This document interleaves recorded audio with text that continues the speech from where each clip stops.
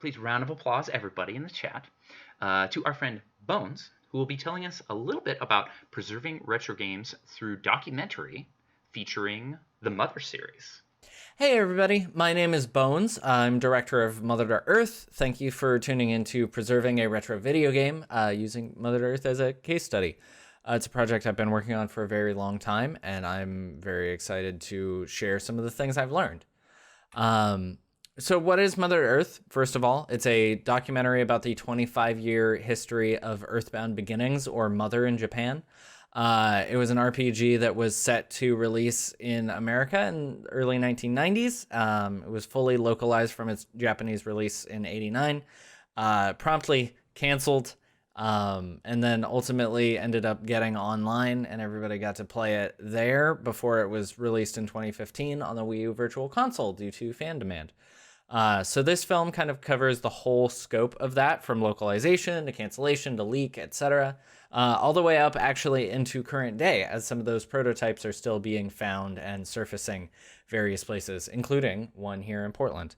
It was very fascinating. We raised about $37,000 on Kickstarter to produce this film. We had about 560 backers. This is sort of our wall of accolades, as it be. We sort of screened our first rough cut of the film actually at Portland Retro Gaming Expo in October, almost a year ago now. We also had a guerrilla hallway screening where we burned the film onto a VHS tape and set a single chair out at MagFest in like January. And then these other places, including GDC and Let's Play Gaming Expo, were places that we were queued up to screen the film. We ended up getting into GDC Film Festival before the live event got canceled.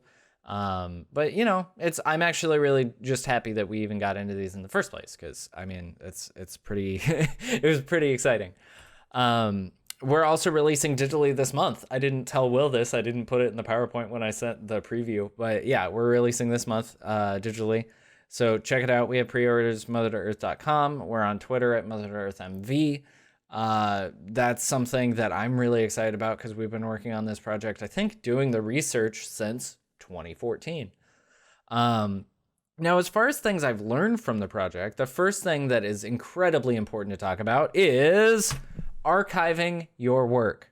Not only is this important for creative endeavors when you're working on them, whether it be a film or a game or any other form of medium, really.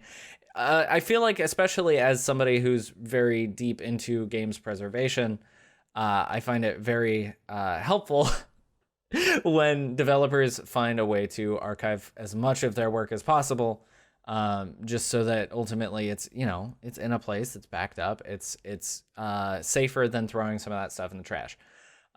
We currently use a RAID array system. Every one of our main team members, the four of us, Christian, Evan, Pat, and I, have one of these, which is a Buffalo Drive Master. It's basically like two external hard drives in one, so they mirror each other. Each is like 4 terabytes in size. And the idea is that if one dies, the other one survives, potentially. The other nice thing is that since everybody has one of those, they're all in different places. I would highly recommend, as an individual person, having a couple of external hard drives backed up, and some sort of cloud solution is also nice. There's obviously some security risk with having it online, but having it backed up somewhere is really important, just because we've had situations where, like, I built my computer and repartitioned my solid state drive and had this plugged in and accidentally wiped the whole film. We've also had times where, like, we had the Christian's house had flooded and we lost some contracts because we didn't scan them, and those were things that would have been a bit more helpful to have the original hard copies of digitized, so we didn't have to go and, like, scrounge some of them up after the fact too, via emails and other things like that. But it's always important to back up your work. I have a whole list of things that are very helpful to archive, whether it be design docs, storyboards, concept art, etc. Any promotional assets you have, tweets, emails, correspondence.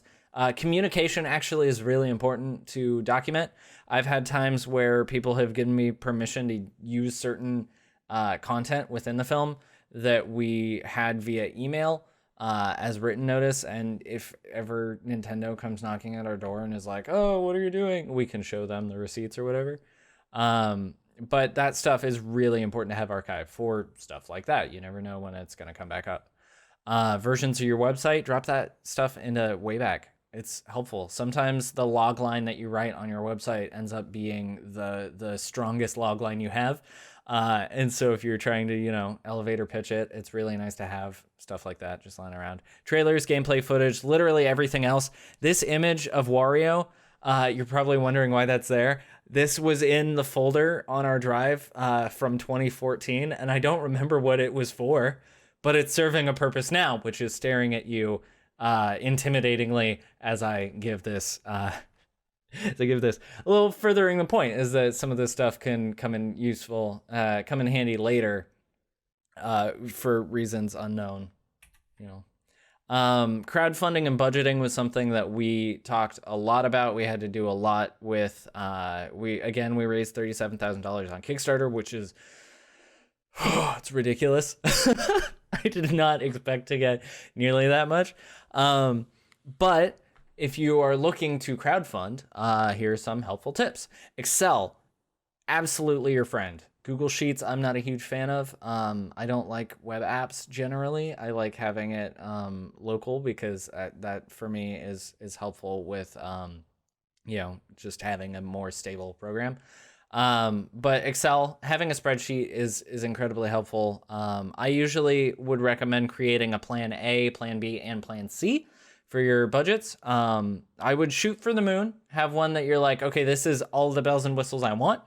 Have one that's sort of the bare bones of absolutely the bare minimum of what you need. And then find a happy middle ground. And usually that, you might not use A or C. It usually will fall into the sort of B range. But it's one of those things that it helps you really get a better scope of your project too. And like how much it's going to cost. You got to put all that stuff down and calculate it. Know your backer rewards because those, especially if you're doing physical, do cost money to produce. So before you promise anything wild or crazy, make sure that you have the ability to pay for it within your Kickstarter budget, because then you might be screwed later down the line, and that's bad. Understand the limits of what this is as a crowdfunding service, whether it be Kickstarter, Indiegogo, any other form of crowdfunding, is like pretty much the same as a grant. So you're probably going to run out of money. And sometimes you can get a lot more than what you set out to get, which is nice if something picks up. But usually, if you're planning a budget of like your goal on Kickstarter, make sure that you know that you're probably going to go over budget, and that if you're not okay with that, then I would consider bumping your budget up. And then the most important thing, I think, for Kickstarter, too, is realizing that you're working with effectively potentially hundreds of smaller investors. And that means that communication is really important. I put apologize constructively sort of as a joke here, but ultimately having actionable things when you go into a Kickstarter update is really helpful to be like, even if you're having to delay the film. Right. We've had to do that a couple of times where we knew that our something happened that like COVID has pushed us back some.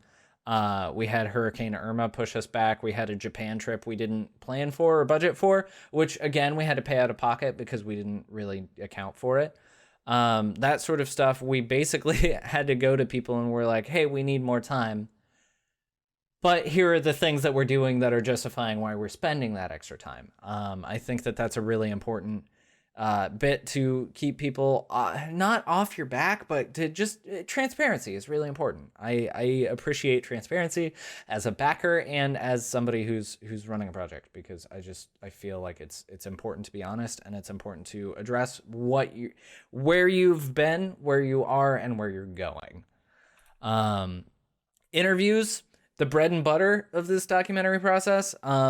There's so much to cover on interviews, but the first thing is finding people. I would be an ethical creep. The what I mean by that is basically that it's really easy to find people on the internet, including you, and that's probably terrifying, and it's terrifying to me. Just recognize that those tools are a thing that you should have in your toolbox.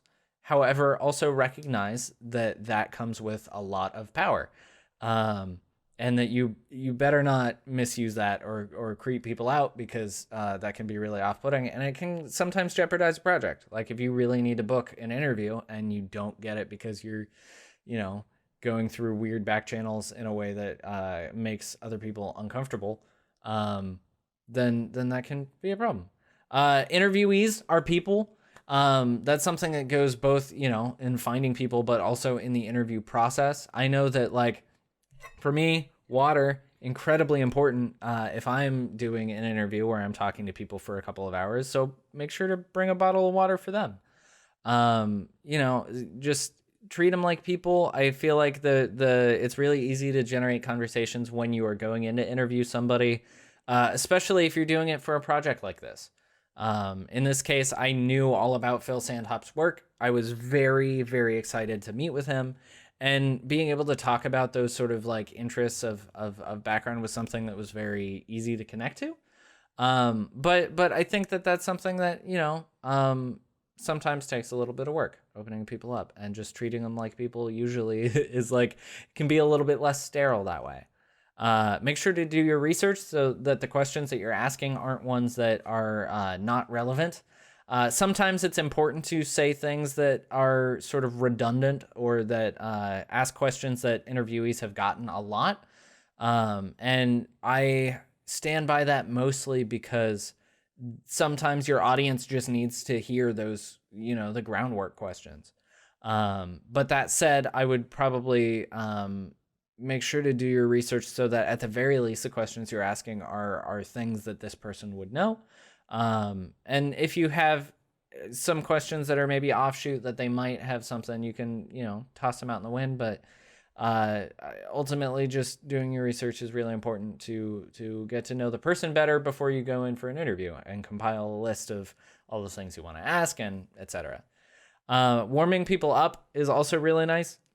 Sometimes people, again, think it's a little bit sterile to sit in front of a camera and talk. And that's something that usually, I know Christian and I, like, we start always by having them state their name and spell it out for us. But then we also like to kind of ask some questions just about how their day's going or things like that. I know Danny O'Dwyer from NoClip really likes to ask people what they had for breakfast. And those things are silly, and they don't really pertain to the interview much, but like, you can, again, sort of humanize a little bit more and open them up, and maybe you can also figure out certain things, like if they look at the camera too much. If it's a documentary and you want them looking here, then having them look at the camera, you can correct that sort of stuff before you start filming the important questions. And always keep in touch. I feel like that's something that's really important too, because that you never know when you're going to want to interview him again for something else. Like Phil Sandhop did the localization for Earthbound Beginnings, but he also did the localization for Metroid 2. And some people might find that to be really interesting. So always keep in touch. And somebody else might, somebody else might reach out to you and be like, yo, hey, can you get in touch with this person? And I've done that before, and it's very helpful.